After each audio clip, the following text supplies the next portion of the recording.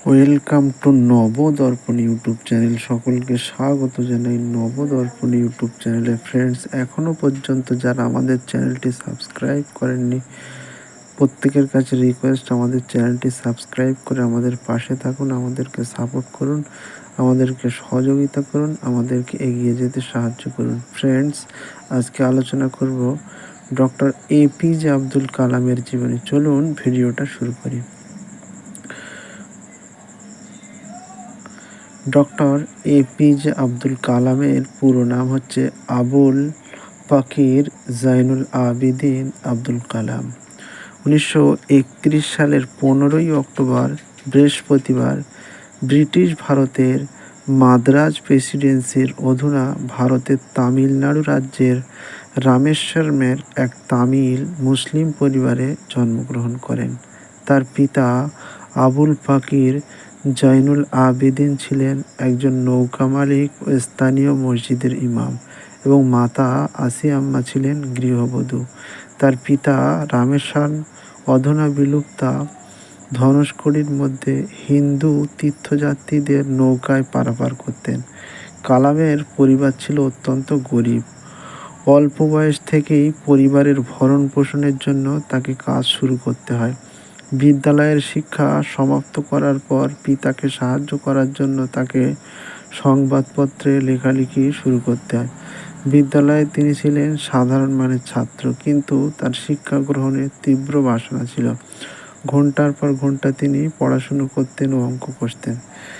Ramanathapuram স্কটেজ matriculation school থেকে শিক্ষা সম্পন্ন করার পর কালাম তিরুচিরাপল্লী সেন্ট জোসেফ কলেজে ভর্তি হন। 1954 সালে সেই কলেজ থেকে পদার্থবিজ্ঞানে স্নাতক হন। পাঠ্যক্রমের শেষের দিকে তিনি পদার্থবিদ্যা সম্পর্কে উৎসাহ হারিয়েছিলেন। পরবর্তীকালে 4 বছর ওই বিষয় অধ্যয়ন করেন। 1955 সালে তিনি মাদ্রাজের অধুনা চেন্নাই চলে আসেন। এখানকার মাদ্রাজ ইনস্টিটিউট অফ টেকনোলজি থেকে তিনি বিমান প্রযুক্তি শিক্ষা করেন। একটি সিনিয়র ক্লাস প্রজেক্ট কাজ করার সময় শিক্ষা প্রতিষ্ঠানের ডিন তার কাজে অগ্রগতি না দেখে অসন্তুষ্ট হন। তিনি ভয় দেখান 3 দিনের মধ্যে কাজ শেষ করতে না পারলে তার বৃত্তি প্রত্যাহার করে নেওয়া হবে। কালাম 3 দিনেই কাজ শেষ করেন, তা দেখে ডিন খুব খুশি হন। পরে তিনি কালামকে লিখেছিলেন, আমি তোমাকে চিন্তায় ফেলে দিয়েছিলাম, তোমাকে এমন সময়ের মধ্যে কাজ শেষ করতে বলেছিলাম যা করা খুব শক্ত। তিনি অল্পের জন্য ফাইটার পাইলট হওয়ার সুযোগ হারান। উক্ত পরীক্ষায় ভারতীয় বিমান বাহিনীর 8 জন কর্মীর দরকার ছিল। তিনি পরীক্ষায় নবম হয়েছিলেন। তিনি 1960 সালে স্নাতক সম্পন্ন করার পর ভারতীয় প্রতিরক্ষা গবেষণা ও উন্নয়ন সংস্থার অ্যারোনটিক্যাল ডেভেলপমেন্ট স্টেশন একজন বিজ্ঞানী হিসাবে যোগদান করেন। উক্ত প্রতিষ্ঠানে তিনি একটি ছোট হোভারক্রাফটের নকশা তৈরি করে তার কর্মজীবন শুরু করেন। কালাম ভারতীয় জাতীয় মহাকাশ গবেষণা কমিটিতে প্রখ্যাত মহাকাশ বিজ্ঞানী ডক্টর বিক্রম সারাভাইয়ের অধীনে কাজ করতেন। 1969 সালে আব্দুল কালাম ভারতীয় মহাকাশ গবেষণা সংস্থায় বদলি হন। সেখানে তিনি ভারতীয় কৃত্রিম উপগ্রহ উৎক্ষেপণকারী যানের SLV-3 প্রকল্প পরিচালনা করেছিলেন, যা 1980 সালের জুলাই রোহিণী কৃত্রিম উপগ্রহে তার কক্ষপথে স্থাপন করে। কালাম 1965 সালে প্রতিরক্ষা গবেষণা ও উন্নয়ন সংস্থায় স্বাধীনভাবে একটি বর্ধমান রকেট প্রকল্পের কাজ শুরু করেন। 1969 সালে তিনি সরকারের অনুমোদন লাভ করেন এবং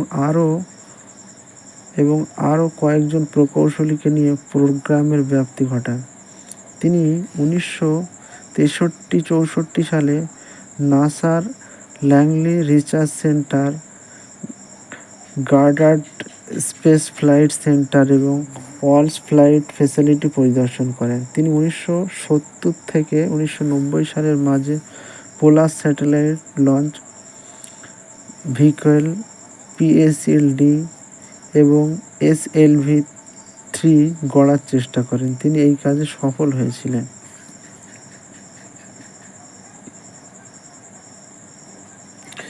কালাম আর.কে. নারায়ণের স্থলাভিষিক্ত হয়ে ভারতের 11তম রাষ্ট্রপতি হিসাবে দায়িত্ব পালন করেন।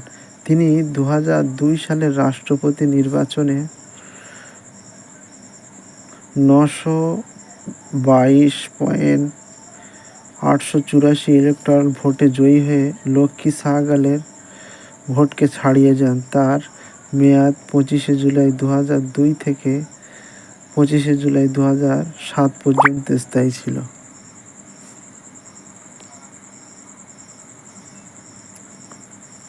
কালাম তার জীবনে বেশ কিছু উল্লেখযোগ্য পুরস্কারে ভূষিত হয়েছেন। সেগুলি হচ্ছে ভারতরত্ন পুরস্কার এবং পদ্মভূষণ, পদ্মবিভূষণ এবং 40